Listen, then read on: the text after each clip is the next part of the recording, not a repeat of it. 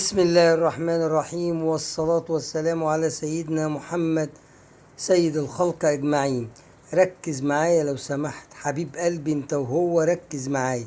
سيب اللي في ايدك وتعالى لي كده. معلومات والله لا تقدر بمال. الناس اللي عايزة تتعلم لغة انجليزية اسمع بقى المعلومات الجديدة. انت طبعا النهاردة بنتكلم على الجي اتش.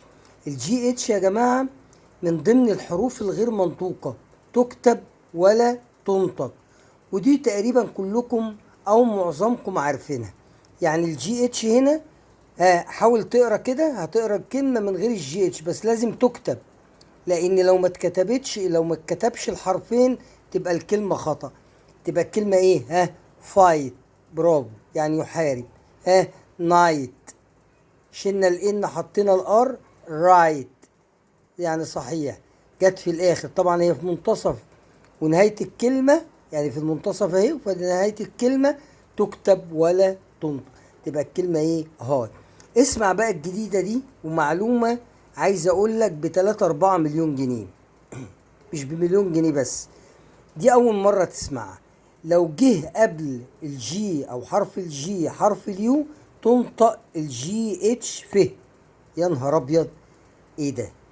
انا طول عمري باخدها ان هي تكتب ولا تنطق، لا، دي قاعدة ثابتة. زي كلمة خشن يعني ايه؟ رف، رف. قاسي، طف. قاسي يعني ايه؟ طف. يضحك، لف.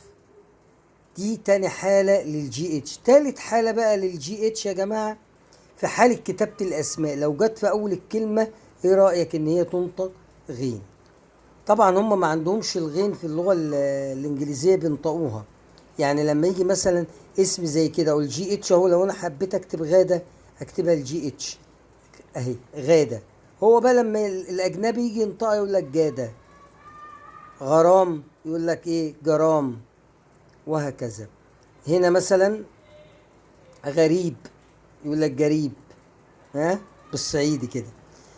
يا رب لو كانت المعلومات دي استفدتم منها والفيديو كان مفيد ليكم، يا ريت تدعمونا بلايك عشان الفيديو يوصل لأكتر ناس، ويا ريت تخبطونا باشتراك حلو وتفعلوا زر الجرس عشان يجيلكم كل جديد في قناة مستر رمضان اونلاين. كان معاكم رمضان مهران، واشوفكم ان شاء الله في فيديو جديد. والسلام عليكم ورحمة الله وبركاته.